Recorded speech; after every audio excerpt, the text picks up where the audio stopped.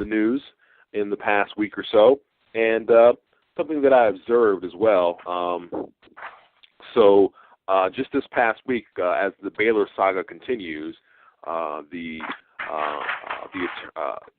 there was a lawsuit filed on behalf of a young lady who said she was assaulted by, I believe, one or two football players. And we're going to talk about some other things that happened in Baylor as well, some text messages as well that were revealed, and what they mean and what they don't mean, and what they won't tell you in sports media that they don't mean. But let's start with the lawsuit. It said 52 rapes, 31 players. And the first thing you think of when you see the headline is, wow, maybe we were wrong about this whole thing. Maybe there was a culture of silence. Maybe there was rampant rape licanism going on that small Baptist campus. And so you start looking for things like, say, police filings. But you start looking for things such as police filings, and you don't find any. Were these police reports? No, they weren't. Were they findings of even the Title IX office? No, they were not. This was, who says 52 players, or there were 50 rapes committed by 31 players? None other than John Clune. Now, for those of you who don't know who John Clune is, and I'm going to throw it to Donovan in just a second because he's done a lot of work on it. John Clune was the attorney, coincidentally, for Erica Kinsman, who was the accuser of Jameis Winston, who in her settlement, she got $250,000, while John Clune's attorney's office got $700,000. But they're running with this as if it's gospel truth. 31 players, 52 rapes. It's very salacious. It's clickbait. But it just goes to sort of the mendacity of these folks, because even they have to admit in the second paragraph in one of the pieces I sent you that this has not been independently verified. So, yeah, this is. It doesn't take a rocket scientist or some sort of Rhodes Scholar to figure out what is happening here. And what's happening here is that you have various female students who have gone to Baylor. There are two elements to this. The first thing is you've got these students, these female students who have gone to Baylor, who are jumping on the bandwagon, so to speak. They know that Baylor has been in the news. Art Briles has been fired. They've been called this renegade program where they sweep everything under the rug, including sexual assault. And this girl's come forward and says she was raped, and that girl says she was raped. And so what female students are doing is they are seeing this as a money grab. So in their minds, they're thinking to themselves, well, all I have to do is come forward and say that I was raped, and no one's going to not believe me. I'm going to be taken at my word.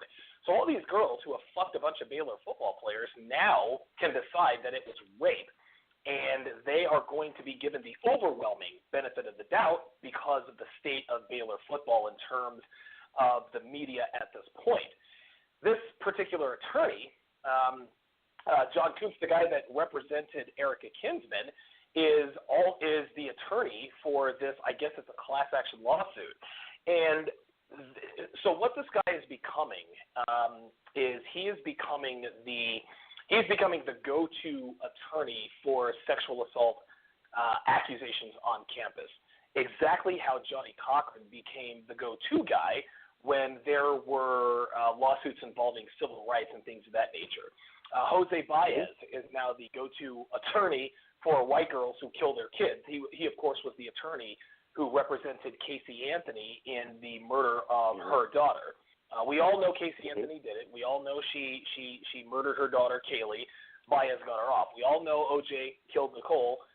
O.J. Simpson got off. And so these girls are more or less taking advantage of this opportunity. And this attorney, and listen, I don't have anything against this attorney. I mean, listen, he sees this now as this cottage industry, and he's got to strike while the iron's hot, and the iron is red hot, and that's what this is about at the end of the day. Yeah, his job is to provide billable hours for his company, for his firm, but the danger on our side for accused men is that this goes from being an investigation to some serious allegations, if true, which if true will be seriously problematic and deserves redress, to a clearinghouse for scorned women or women who feel like they were sluts.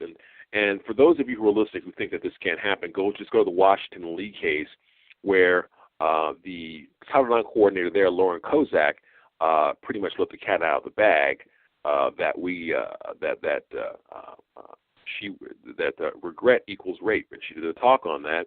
And a young lady who had sex with a man 8 months later decided that it was coerced, and if you regret it, then you can retroactively bring a rape allegation. So, but yeah, you brought up some other attorneys: Gloria Allred, Raul Felder, who is the go-to guy in California for celebrity attorneys. This is going to be John Clune's cottage industry, and it's sort of like, you talked about jumping on the bandwagon. It's sort of like those pieces of mail correspondence, official-looking correspondence that you get in the mail, and you find out it's regarding the credit card company that you used to process with, and they were found to be overcharging. So all you have to do is put your name into a list, and you qualify for a payment of $12.52. Why not? I've gotten a couple of those myself, so it's the same thing here. You put a class action lawsuit, everybody gets together. Some people get a few $100,000, some people get 50 or 60, but everybody's going to get a little something. Why not? You don't have to put any skin in the game. We're going to get these people to settle, and that's what these salacious details are for, to drag these people, to present the specter of long-term litigation to these colleges and universities, so they will go ahead and settle. But moving on to something that you alerted me to, were these text messages of Art Briles, and these were supposed to be the smoking guns, right? And one thing people have to remember about smoking guns is that they're usually presented as such at first or at the very outset. If you have it, you're going to put it forward, right? You're going to put your strongest evidence there forward. You're going to put the bloody glove out. You're going to put the videotape of the Rodney King case out, okay? You're going to put the transcripts of Graham Spanier, the president of Penn State, essentially going against policy and not telling the police about what Mike McQuarrie had reported to him that he saw Jerry Sandusky do. These are bright lines, concrete evidence that suggests malfeasance on the part of officials. Okay, so when I heard about text messages, I wanted to go ahead and investigate because maybe Donovan alerted me to this, man. Let's see what's here. And so the thing I was looking for first is I was looking for words like sexual assault or rape or players that were involved in that. And all I found in these Deadspin articles, the best that they could find, is that they were trying to cover up matters of, get this, drinking on campus, brandishing a gun, and plagiarism. Okay? Now, you can go to any college in America, to any sorority, and find sorority leaders trying to cover up this type of behavior on behalf of their female members, or fraternities on behalf of their male members.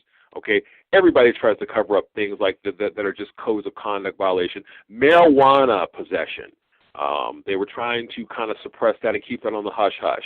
Okay, which is kind of hypocritical when we see on ESPN that we see all this stuff about how we're giving a sympathetic ear to players who are using marijuana, but when it comes to but seen through the prism of Baylor, if they were suppressing marijuana allegations, this is a rogue company, so they must have suppressed sexual assault. To which I respond, Art Briles kicked a rapist off his team immediately, named Tevin Elliott, and he didn't. And Sam Ukuwachu never played for the team. So we have two people that are sexual predators. That's a far cry from 31, and these texts are just much hullabaloo about nothing. It's all sound and fury, in my opinion, signifying nothing. Yeah, I would agree with that. And when it's funny because I listen to Colin Cowherd as well as Bomani Jones on a daily basis, and it's funny when they said, hey, breaking news, we have text messages leaked by TMZ or whoever the hell they got it from Art Briles, and as they started to talk about these incriminating text messages, I kept waiting for the bomb to drop. I kept waiting to see the text messages that Art Briles had said that said, hey, we need to keep this rape under wraps, or nobody can know about this or anything of that nature. But as you stated, the text messages or the crimes were benign in nature relative to what everyone seems to be crucifying Art Briles for. Plagiarism, smoking fucking weed, brandishing. Get out of here with that. All that was meant to do, all leaking those text messages just added fuel to the fire. And I said this to you the other night. Those text messages are being sent to and from coaches all around the country with all football programs. It doesn't matter if it's Baylor, USC, the University of Texas, Alabama. You don't think Nick Saban has sent these text messages back and forth? You don't think Urban Meyer has tried to sweep a few things under the rug? You don't think Dabo Swinney wants to keep certain things that his players do out of the media? But because it's Art Briles, we want to, or the media wants to magnify this and make him look like this horrible person. It's so transparent. It's almost funny when it's almost funny that they're just that as transparent as they are. It's comical. It really is.